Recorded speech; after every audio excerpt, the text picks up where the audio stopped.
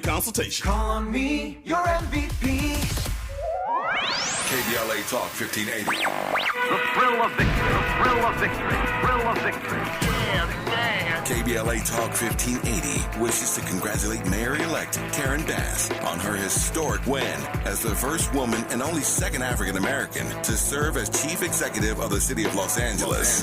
Congratulations, Mayor-elect Bass, and welcome back to Unapologetically Progressive KBLA Talk 1580. Well, thank you. Thank you so much for having me on the show, and this is my very first interview, and I am proud that it's here. We are proud to have you here. What do you want to say to the listeners of KBLA Talk 1580? I want to say thank you from just, I'm just full of the love that I felt every place I went in the community. And I just want the listeners to know that I promise you I won't disappoint you. I will be accessible. I will never forget where I'm from and understand that that is my primary motivation. Congratulations, Mayor-elect Karen Bass, holding all leaders accountable to you. No matter who you voted for, no matter who you are or where you live, I will be a mayor for you. We're KBLA Talk 1580. Talk 1580. Talk 1580. And we don't black down. We've got a lot to talk about. Yeah.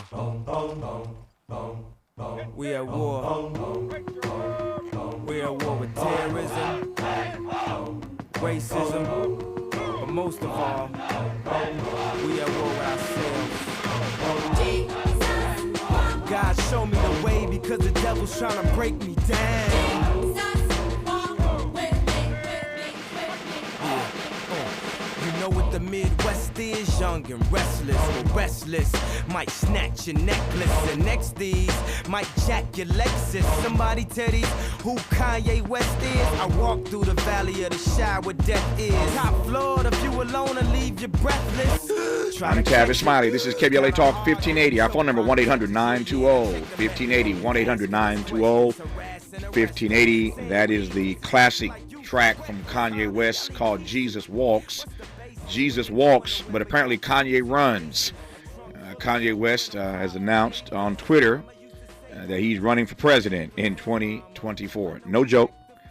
He's running for president in 2024. So Donald Trump ain't the only one out the blocks announcing they're running for president. And you recall, of course, Kanye going to greet Donald Trump and the big hug coming down the escalator, and then all the sycophancy that took place in the Oval Office when Kanye went to visit Donald Trump as president.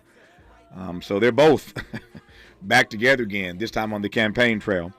We'll talk to our guest about that in this hour. But in case you hadn't heard that breaking news, Kanye announcing he's running president. I'm pushing Kanye up higher on my prayer list. The brother just got pushed up even higher on my prayer list. This is it's sad, frankly, to watch what's happening to Kanye, and it's just troubling that the people around him can't seem to get that brother the help that he needs. So we'll pray for Kanye from a distance and wish him all the best.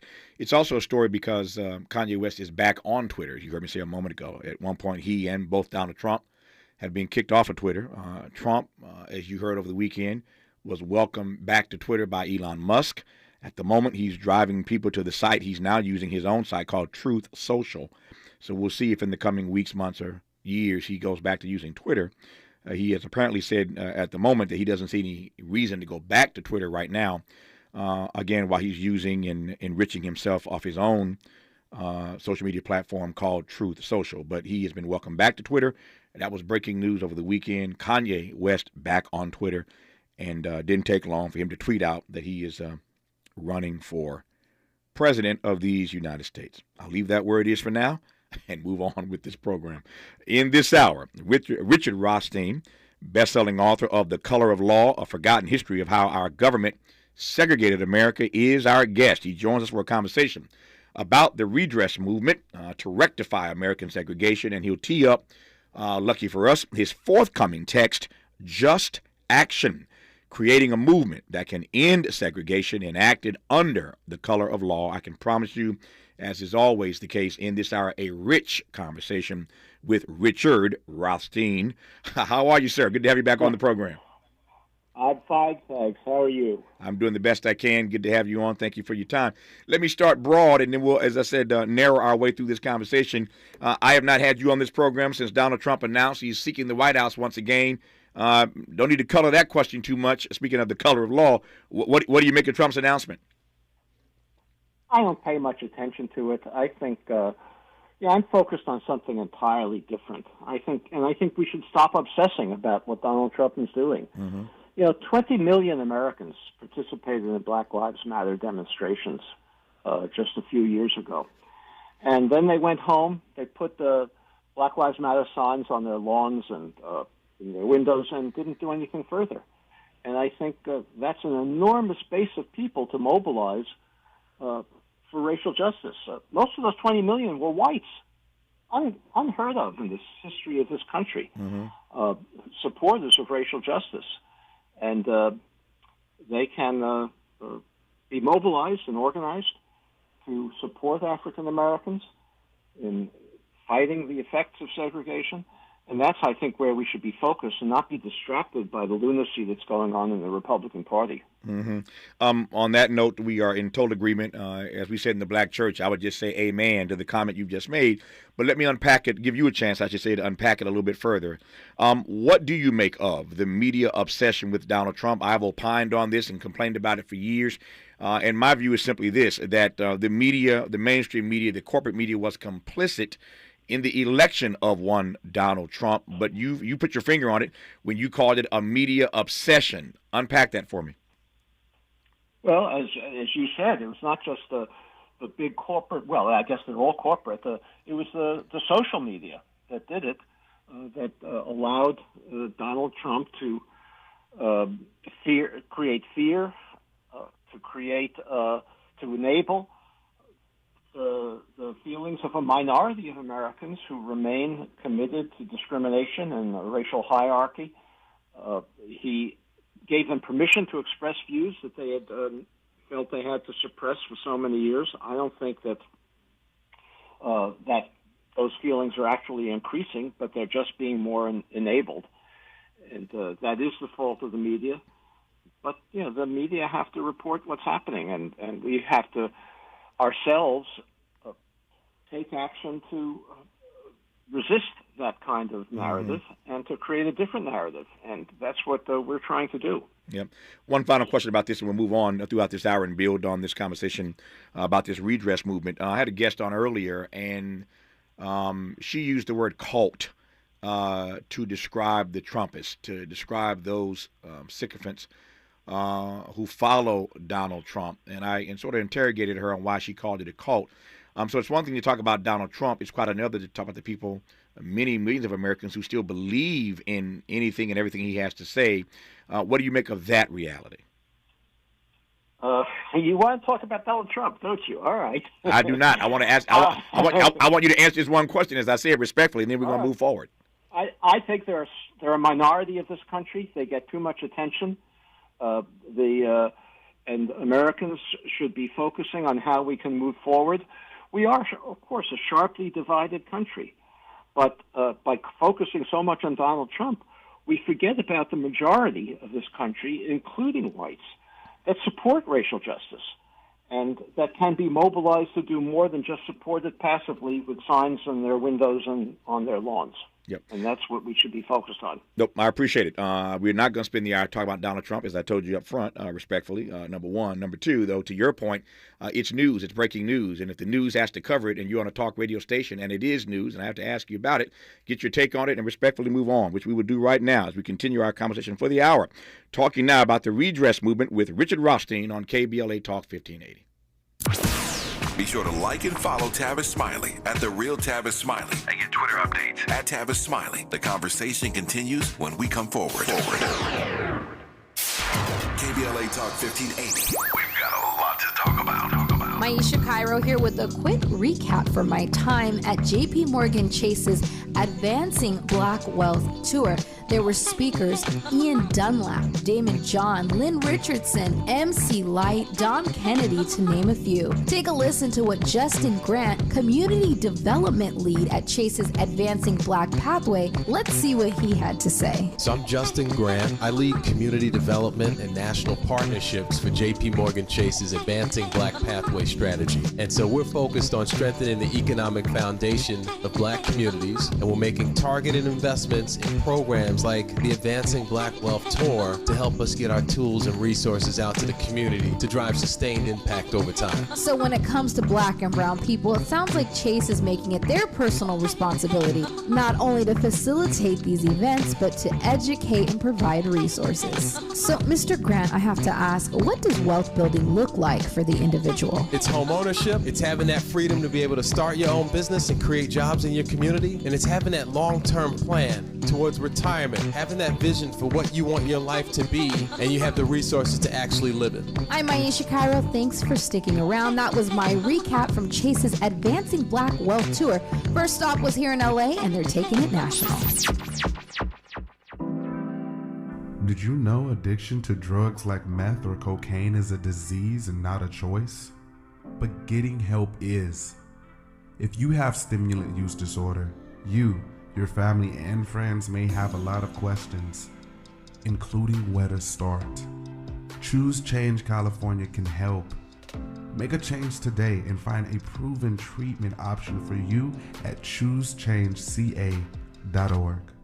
Health is Wealth and Medicare and Covered California's open enrollment for medical insurance is here. RHJ Insurance Agency can help you find affordable rates and the plan that's just right for you and your family. Call 562-204-6120 for your free quote. Don't leave your health to chance. Open enrollment is here and affordable coverage is just a phone call away. Call 562-204-6120 for your free quote and get the coverage you need. Go to www.rhjins.com.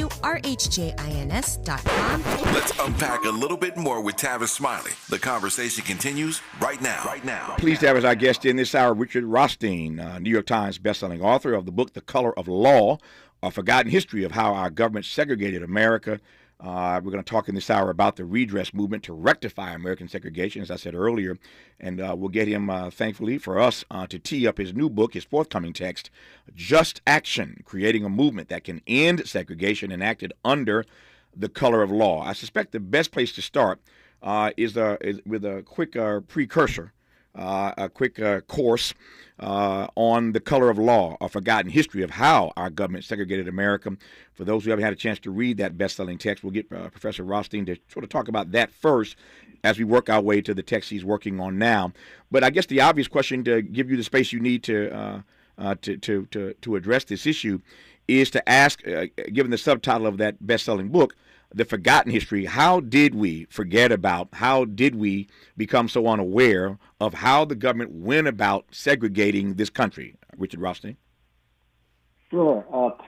We have a myth that we share across the political spectrum. It's not just whites, it's blacks, it's leftists and rightists, that we have something called de facto segregation. Mm-hmm. The idea that the way we came to be really an apartheid country when it comes to neighborhoods was all by private action because of bigoted homeowners and landlords who wouldn't sell or rent to African Americans in white neighborhoods, or the actions of private businesses like banks and realtors and developers who discriminated in how they carry out their purely private sector activities, or maybe because people just like to live with each other of the same race.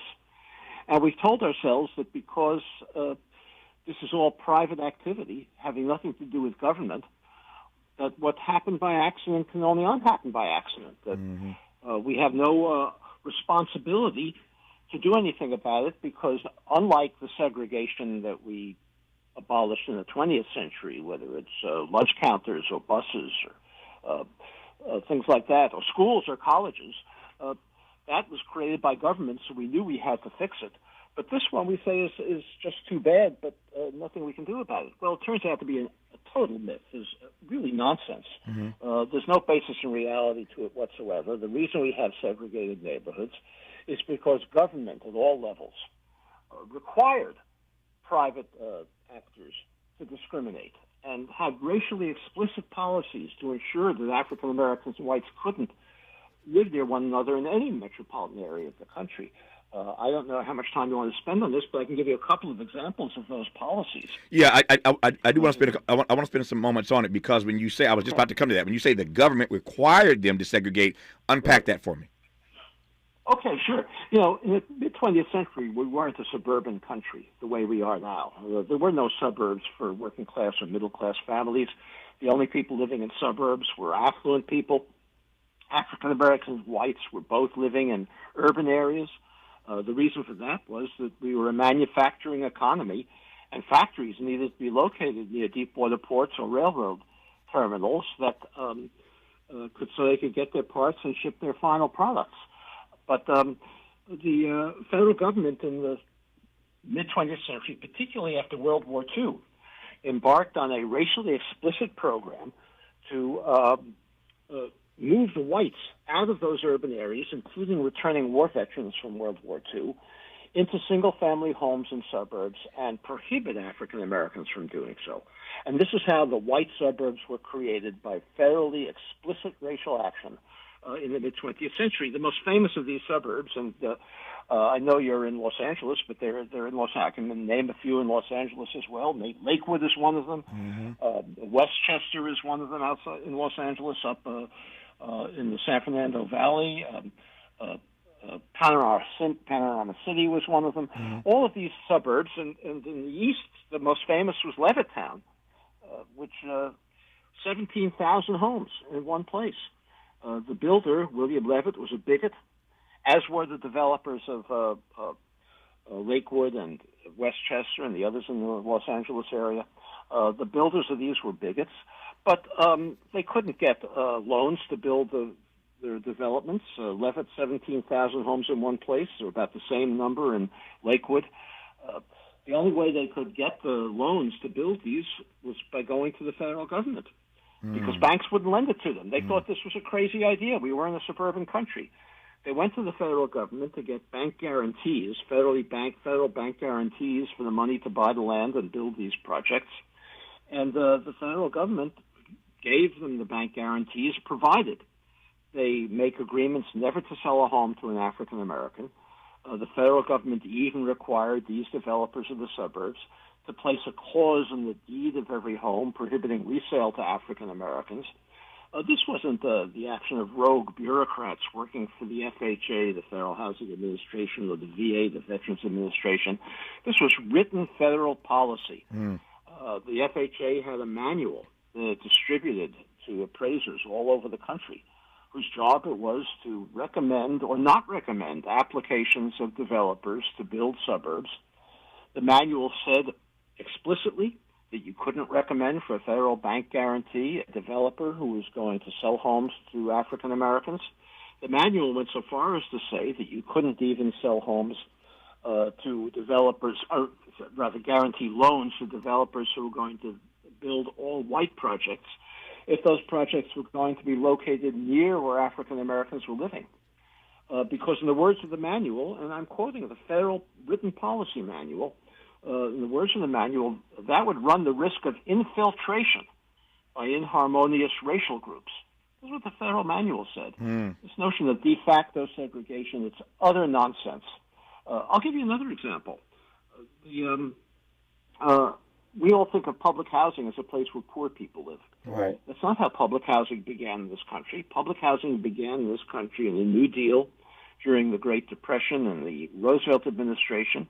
It was not for the poor. It was for working and middle-class families who could afford housing, but no housing was available because we were in the Depression, and no housing was being constructed. So there's a big housing shortage. The federal government built public housing for the first time starting in 1933, and everywhere it built it, it segregated it. Separate projects for whites, separate projects for African Americans. We're talking about middle class, working class African Americans. Most of them, separate African Americans and whites. Most of these projects were for whites, a few for African Americans, but creating frequently segregated projects in neighborhoods that were previously integrated because so many people were living in close proximity to the factories where they worked. Mm-hmm. And the great African American poet, novelist, playwright Langston Hughes, with whom I'm sure you're familiar, wrote in his autobiography that he grew up in an integrated downtown Cleveland neighborhood in the early 20th century. It's not how we think of downtown Cleveland today as an integrated neighborhood. He said his best friend in high school was Polish. He said he dated a Jewish girl in high school. This was an integrated high school, an integrated neighborhood. Well, the Public Works Administration, the first New Deal agency, went into that neighborhood that Langston Hughes grew up in, demolished housing, and built in its place segregated projects, one for whites, one for African Americans. It created a pattern of segregation in Cleveland that exists to this day. So this was racially explicit policy. I described many of these policies like this, equally racially explicit in my book, The Color of Law. And because it was done by government, it's a blatant constitutional violation. The segregation of neighborhoods is as much a violation of the American Constitution as the segregation of restaurants or buses or schools or colleges that we addressed in the 20th century.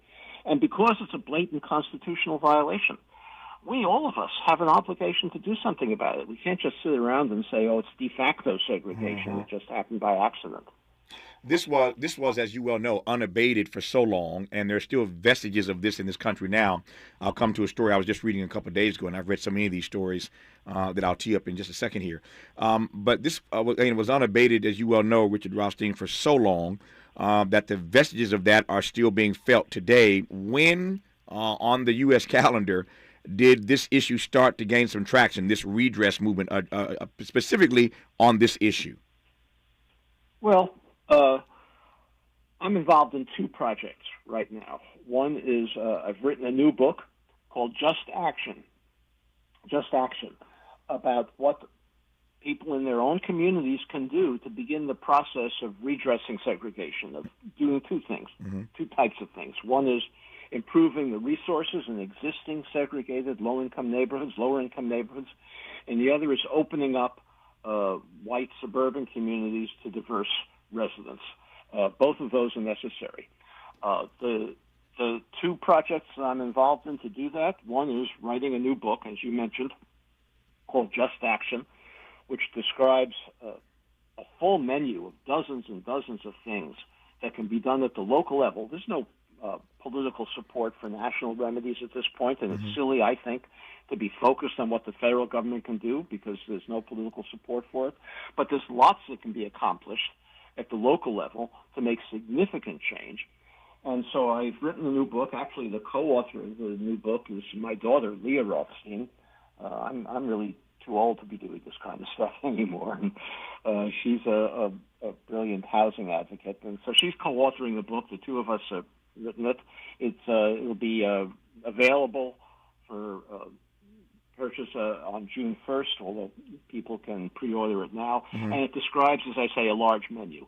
Along with that, I'm working to help a group called the Redress Movement to create an organization that places organizers in communities all over the country to help create the kinds of committees that I just described that can take these actions.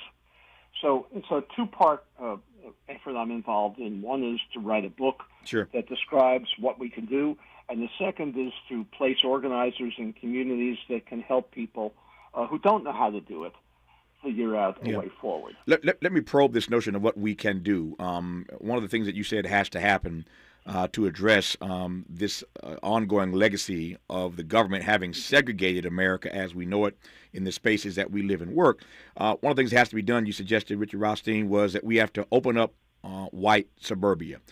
Which leads to the obvious question. If they went there in the first place, in the places that you named, you gave some examples here in Southern California, Lakewood and Westchester and Panorama City and other places here and across the country, if they went there, if these places were designed in the first place to keep black folk out, how now do you open white suburbia to people of color? If they didn't want us there then, do they want us there now?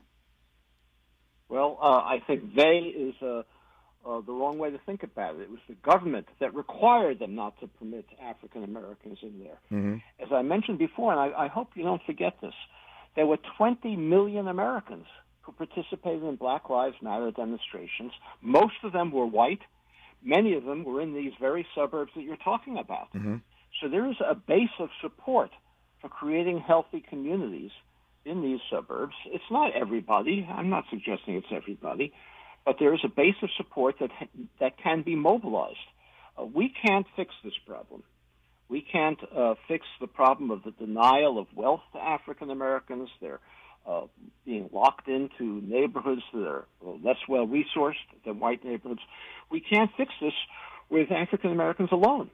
We need a movement that involves these whites who have more political power than African Americans, and so it needs to be a biracial movement. Yeah, I don't deny that. I guess what I'm pressing on is whether or not it is possible that you could be a white fellow citizen and show up at a particular place to support the cause of black people in a particular rally to express your concern about their political, economic, social, and cultural disenfranchisement, and at the same time not want a bunch of black and brown folk living in your neighborhood. I mean, those two things are not mutually exclusive, are they?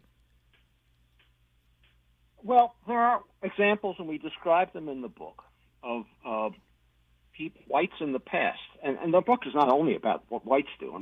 We're talking about this at the moment, but there's a big role, of course, of African Americans acting on their own behalf to fix this. But we have a number of examples in the book that we describe in great detail of white groups that organized to open up their own communities to African Americans. This is not I'll give you one example. Good. Oak Park, Illinois. Yes. A suburb of Chicago. In the 1960s, African Americans started to move in. And like in so many places, real estate agents descended on the place and tried to scare whites that their property values were going to decline unless they moved out quickly. And what an organized group of Oak Park citizens, whites, did was they got the city to establish an insurance program so that it insured white homeowners that their property values wouldn't decline. If they did, the insurance program would pay them the loss. The reality is that they never had to pay a single claim because once they had this insurance plan, whites stopped worrying about having to leave, and property values didn't decline. Today, 40 years later, Oak Park, Illinois has a diverse population, blacks and whites primarily, although now there are increasing numbers of Hispanics as well, but a diverse population that continues to reflect almost precisely the racial makeup of the broader Chicago area. And this happened in several places. It can be done anywhere. I'm not suggesting this particular insurance program is the way to do it, but there are lots of ways of doing it. No, I want to continue discussing this redress movement. It's important. We're talking specifically about the way that our government segregated America, talking at the moment about how they did so vis-a-vis housing and the ways in which we live where we live. And the way the government, again, went about requiring, as you heard Richard Rothstein say earlier, that these neighborhoods be segregated. Well, all these years later, we're still living in segregated America. We'll continue talking about the redress movement with Richard Rothstein when we come forward on KBLA Talk 1580. We may be LA's newest talk station, but when you're punching above your weight, it's not about whether you can throw a punch. Can you take a punch? We're unapologetically progressive. KBLA Talk 1580. K-O! And we don't black down. I'm Ree Harris, and here's the latest from the Black Information Network. Investigators are looking into Saturday night's deadly mass shooting at a Colorado Springs LGBTQ club. A lone male suspect was taken into custody after the shooting that left 5 people dead and 25 others injured. Marginalized communities whose voices take up a smaller piece of the pie in this country, but need more protection because we're victims and we're being targeted by these extremist communities. Investigators are still looking into a possible motive for the shooting. After COVID slowed down holiday travel over the past 2 years, more people are packing up their bags this season. AAA officials say the worst time to be on the roads is Wednesday between 11 a.m. and 8 p.m. and between 11 a.m. and 3 p.m. on Thanksgiving Day. And that's the latest. I'm Ray Harris on your source for 24/7 News, the Black Information Network, and BINnews.com. On the 101 northbound at Van Nuys Boulevard, we've got a wreck in the center divider area. Traffic slow coming away from the 170. Still heavy on the 405 southbound from Burbank Boulevard to Getty Center Drive. Slowing on the Hollywood Freeway, 101 south from Santa Monica Boulevard to the 4 level. And it is slow on the Santa Monica Freeway, 10 west, Crenshaw Boulevard out to Overland. Don't let a traffic accident ruin your day. Call 1-800-INFO-FIX to find the nearest Fix Auto location. Their highly trained and certified technicians will have you back on the road in no time. You have a choice on who fixes your vehicle. Tell your insurance agent you want to go to Fix Auto. This is the KBLA Sports Minute with Ray Richardson.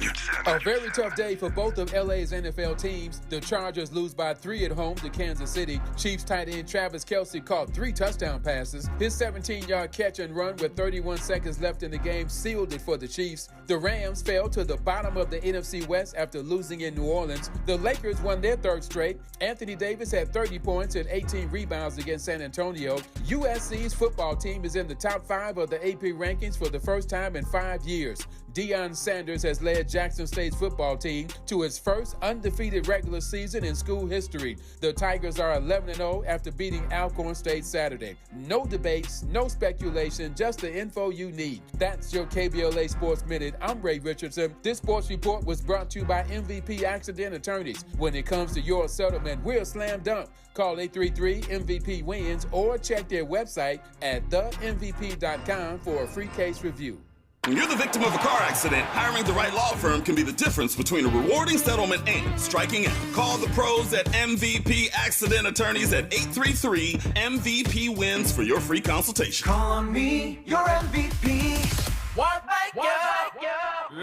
Yeah. The California Crusader newspaper would like to thank all of our subscribers for their support throughout the years, proudly serving the South Los Angeles and South Bay areas for more than 40 years. The California Crusader is a multicultural, black-owned, adjudicated newspaper that focuses on providing newsworthy information to the people in our community. We're constantly looking for ways to assist businesses in our community to connect with our subscribers. We provide low-cost, effective ways to promote your business with our reasonable and affordable advertising rates. You can participate by suggesting, sharing, and submitting your stories on the California Crusader newspaper Community Share Facebook group page, or visit our website at cal-cruise-news.com. That's calcruisenews.com. Then click on the Submit Now button located on the top right corner of the homepage, or text CCN to 42828. Again, text CCN to 42828. The California Crusader newspaper, working together to build a better community for our future. Subscribe today. This Sunday and every Sunday is the African Marketplace and Drum Circle Community Market. Get free groceries, essential resources, and buy black from local merchants of arts, beauty, custom black merchandise, and more. Choose from a wide variety of cuisines, custom-made clothing, jewelry, and a lot more. Experience the true essence of Africatown at Leimert Park every Sunday from 11 a.m. to 5 p.m. Join the Drum Circle, dance, enjoy live performances, connect with other conscious black people. Experience black excellence every Sunday in Africatown at Leimert Park. You can find us on Degnan Boulevard near Vernon and Crenshaw in the heart of Africatown at Leimert Park. That's the African Marketplace and Drum Circle Community Market. Join us for music, shopping, food, and fun this and every Sunday. Support black businesses, recycle black dollars, and feed your soul. The African Marketplace and Drum Circle Community Market every Sunday in Africatown at Leimert Park. Brought to you by Africatown Enterprise and the African Village Vendors Association. We knew you'd stick around. This is LA's home for progressive talk radio. Welcome back to KBLA Talk 1580. I'm Tavis Smiley. He is Richard Rothstein. We are continuing our conversation now about this redress movement in America. He is the author of the best-selling text, The Color of Law, A Forgotten History of How Our Government Segregated America. And he's about to drop the new text, the follow-up, which is called Just Action, Creating a Movement that can end segregation enacted under the color of law. Let me ask a big question, Richard Rothstein. Is it possible to end segregation in America as we know it? You believe it can be done? Well, I believe that we can take significant steps to minimize it. And by ending segregation, I don't mean that we no longer live in racially homogeneous neighborhoods. Ending segregation has two different aspects. Mm-hmm. One is improving the resources in existing low-income neighborhoods so that they no longer are poorly resourced neighborhoods in which people are locked in. They're healthy neighborhoods. They may be a majority African American, but they're healthy neighborhoods. So that's one aspect. The other aspect is to open up white neighborhoods to diverse residents. Both are necessary to end the effects of segregation. Segregation isn't just a geographic thing. It also has consequences in the quality of life that people have, and both need to be addressed. Yep. There's an acronym that you're familiar with, obviously, in your work and witness down to the years, called NIMBY, Not in My Backyard. And I wonder, broadly speaking, what you make of so many fellow citizens. And I could run a list of things. You're astute enough that I don't have to do that with you, and our audience is smart enough that they know where I'm going as well. And I don't want to waste time running a long list, but there are any number of things that I could run down this list of things that certain fellow citizens don't want in their neighborhood, they don't want in their backyard. Hence this acronym we've created in our politics for people who feel that way about a variety of things. The broad question is, against that sort of sentiment that many fellow citizens have, how you see this notion of segregation advancing in a way that does in fact open up America, if I can put it that way. Well, I guess, Tavis, you and I are looking at two different sides of the same coin. Mm-hmm. You're looking at the NIMBYs. I'm looking at another group called the YIMBYs, Yes in My Backyard. I love it. They are also organized, and they're actually better organized than the NIMBYs, and they've been making great progress. You're broadcasting from California. As you well know, against the opposition of the NIMBYs, California has abolished single-family zoning that prohibits the construction of housing that could be affordable to moderate and low-income minority families in segregated white neighborhoods. Mm-hmm. You can now build a duplex, actually two duplexes, on any single-family lot and rent those or sell them to people who might not be able to afford a giant house on a giant lot. That's California. California also adopted a very easy way to create smaller units called ADUs, accessory dwelling units, on a single-family lot in addition to the main home. So the YIMBYs are making great progress. In Minneapolis, as you know, the NIMBYs opposed a zoning reform, but it passed. And in Minneapolis, throughout the entire city, you can no longer have a zoning a rule that prohibits anything with single-family homes on large lot sizes. So, of course, there are NIMBYs, and they will fight tooth and nail to try to keep their neighborhoods all middle-class and sometimes affluent and, in effect, white. But we're making progress in many, many areas around them in opposition to these NIMBYs. And as we talked about a few minutes ago, organizing efforts of the white progressive people who live in all these communities who can be part of YIMBY movements, Yes in My Backyard, can be successful in making even more progress. Yep. I'm not sure, respectfully, my friend, I'm not sure we're operating on two different sides of the same coin, but my job, obviously, is to press all of our guests to try to get the best out of them and just to challenge you on the things that I want to make sure that I understand better and the audience understands better. And so one of those things on this list is gentrification. On the one hand, what you've laid out, the YIMBYs versus the NIMBYs, that's a real debate, and you're right, there are victories being won by the YIMBYs all across the country. But we're talking about how America segregated this nation.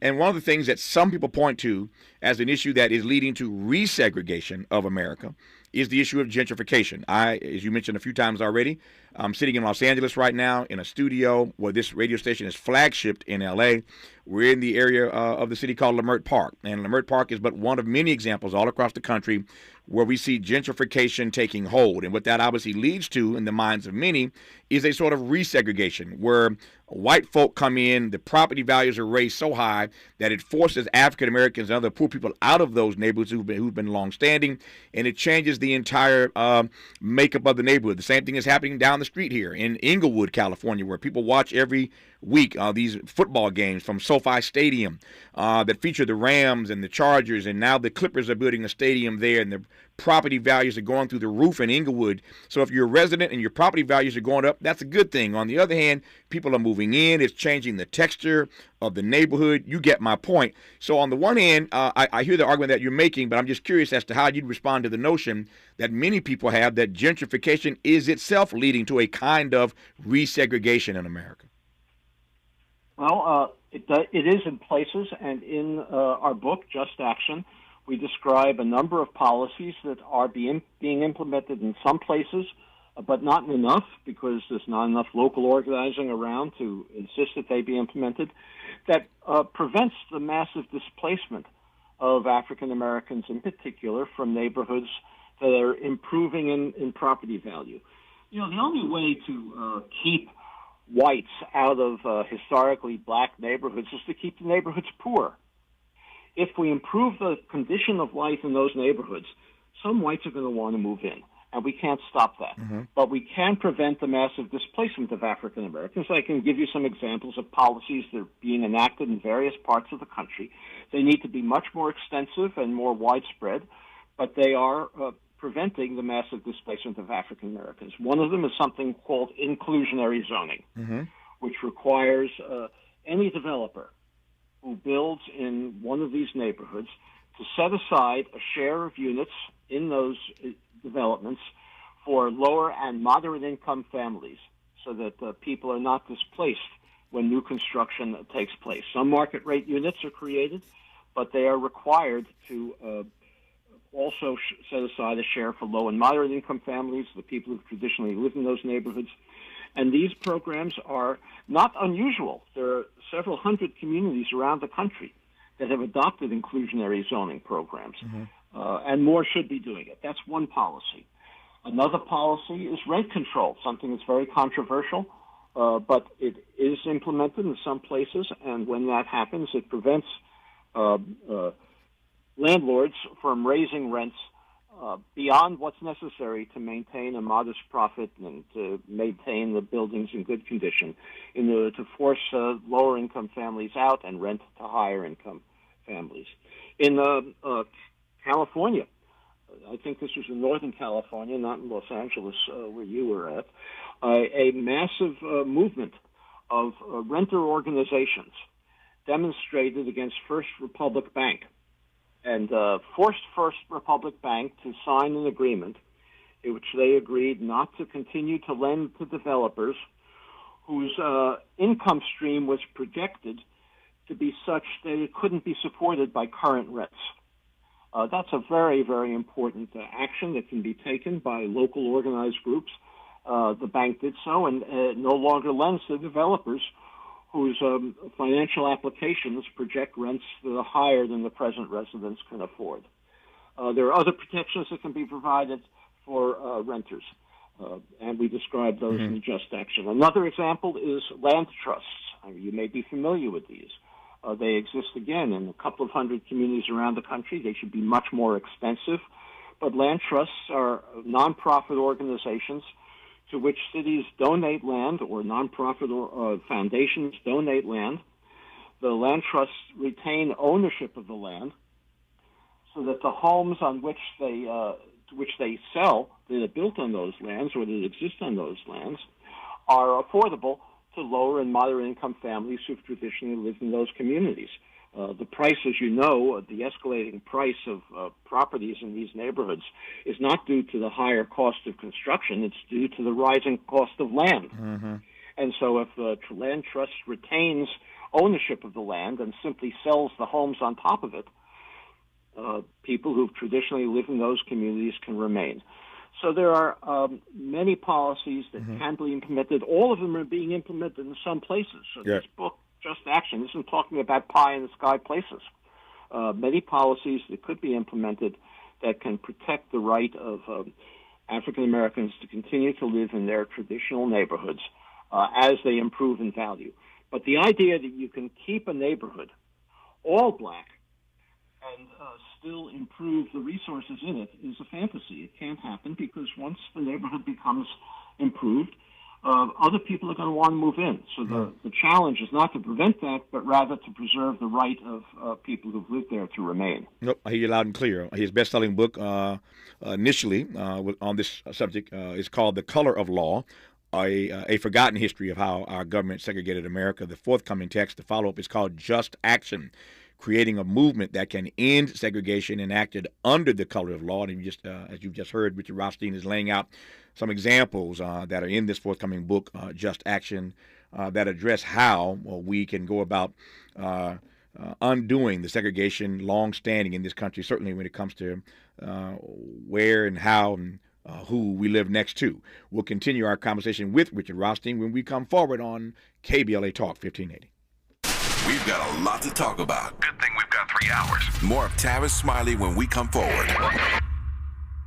Prosperity Market, LA's mobile black farmers market, invites you to support black-owned businesses this holiday season. Prosperity Market gives you the gift of convenient, curated shopping with in-person and online markets. Starting November 25th, Prosperity Market's holiday gift sets will be available to order online, featuring snacks, goodies, self-care essentials, and produce from black-owned businesses and farms. Place your order by December 15th for pickup or local delivery on December 17th. To shop Prosperity Market in person, visit the holiday pop-up on December 3rd at the original Farmers Market on 3rd Street near the Grove. For more information, visit prosperitymarketla.com. That's prosperitymarketla.com. And follow on Instagram at prosperity.market. That's prosperity.market.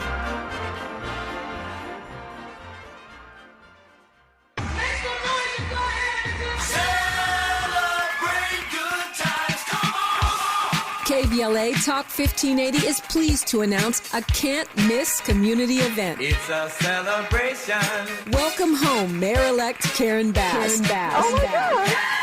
Join us for this free public event as we celebrate Mayor-elect Bass's historic victory. There'll be entertainment, food trucks, and a diverse array of vendors, along with attendance and participation from community leaders, elected officials, celebrities, business owners, and other notables. KBLA Talk 1580 will host Mayor-elect Bass on the main stage as we reflect on the importance of this moment and what it means for the black community, women, and all Angelinos who believe in the limitless potential of our amazing city. Stay tuned to KBLA Talk 1580 and our social media platforms for all the important details. We look forward to celebrating with Mayor-elect Karen Bass and you. We gon' celebrate your party with you. Come on now, it's a celebration.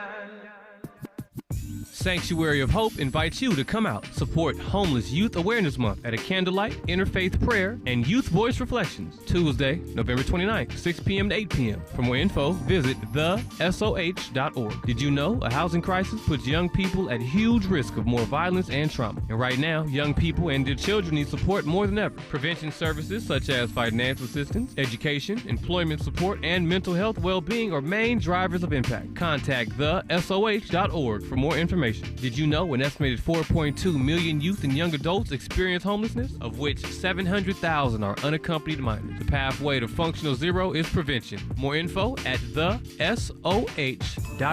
Again, thesoh.org. Less BS per broadcast. Fewer microaggressions per megawatt. KBLA Talk 1580.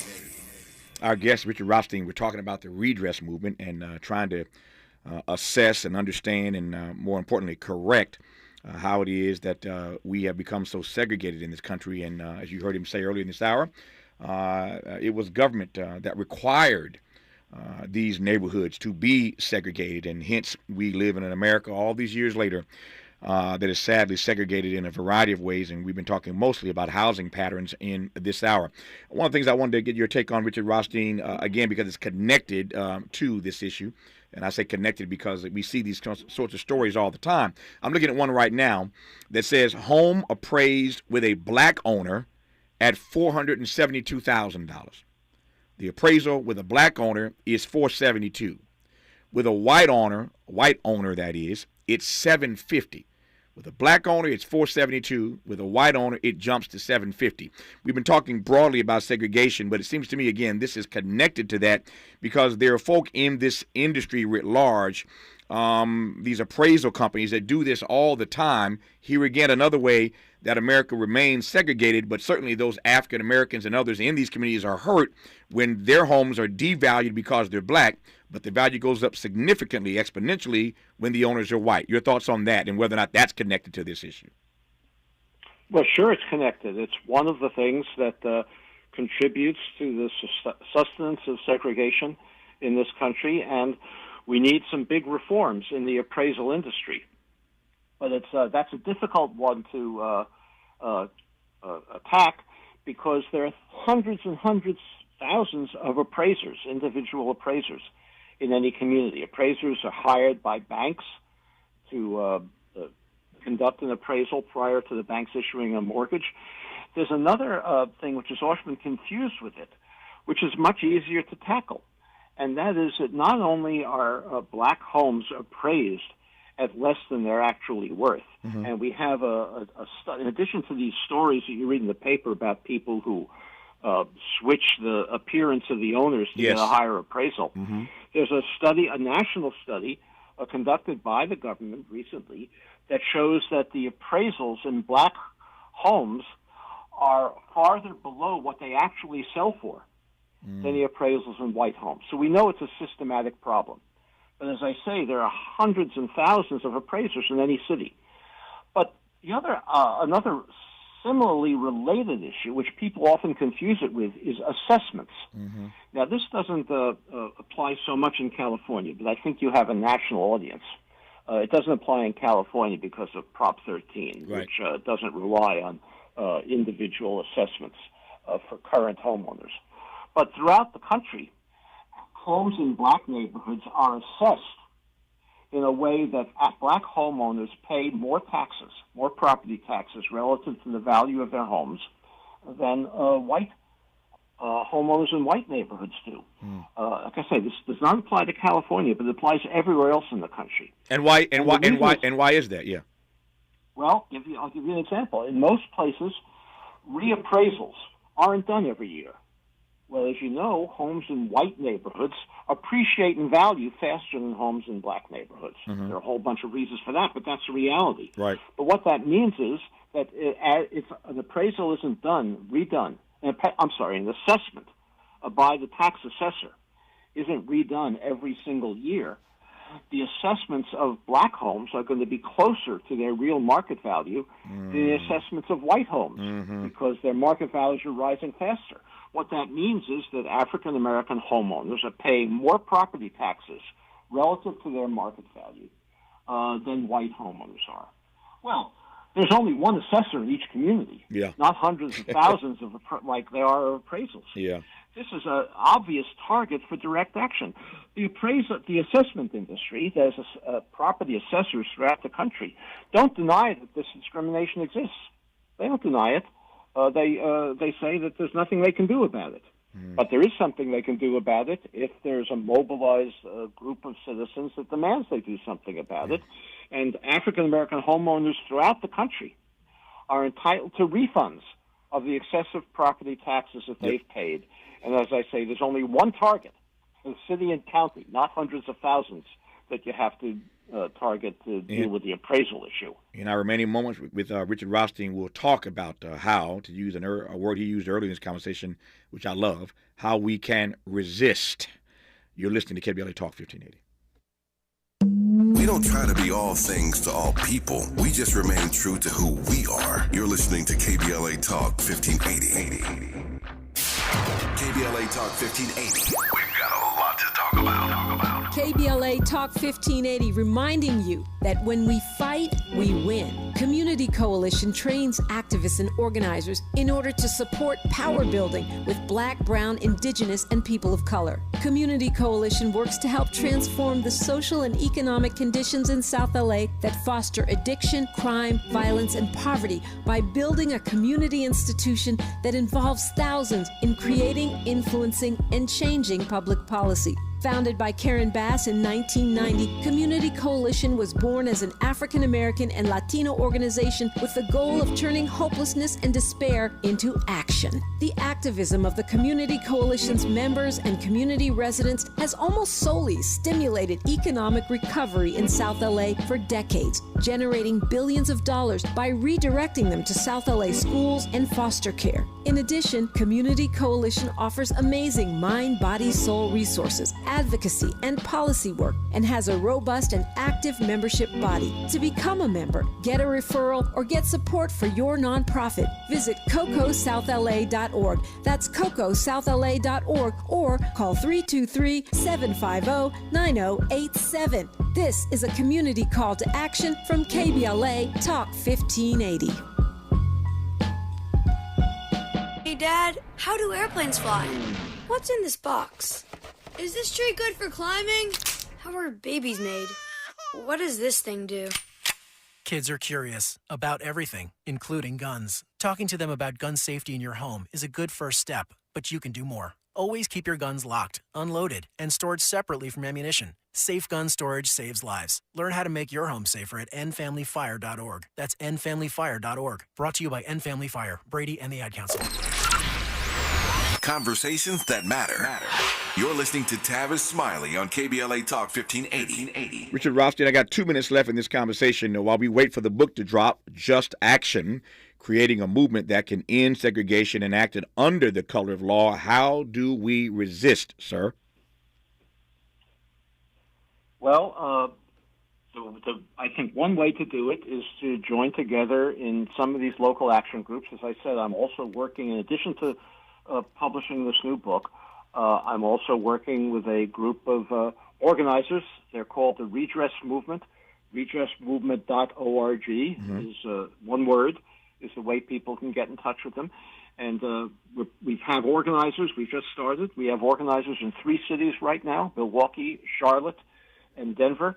And we'll be placing more organizers in other places and giving people advice in places where we have not the resources yet to place organizers about how to get started. Love it. It's called Redress Movement. That's one word, REDRESS, redressmovement.org, the place you can learn more about this effort that Richard Rothstein and others are undertaking in this country to do something about the long-standing segregation in this country. Again, one final time, his best-selling book that got this conversation started in the country is called The Color of Law, A Forgotten History of How Our Government Segregated America. The text we are waiting on to drop now is called Just Action, Creating a Movement That Can End Segregation Enacted Under the Color of Law. You can order that book in advance wherever you purchase your books. Richard Rothstein, thank you for your work and witness, sir, down through the years. Good to have you on this program. All the best to you. Thank you very much, and keep up the good work. Thank you, sir. I appreciate you saying that. Good to have you on. The same to you. Just like that, 2 hours of Tavis Smiley gone. 1 more hour to go. Fascinating conversation, which will tee up just after news, traffic, and sports for our final hour on KBLA Talk 1580. KBLA 1580 Santa Monica. I'm Ree Harris,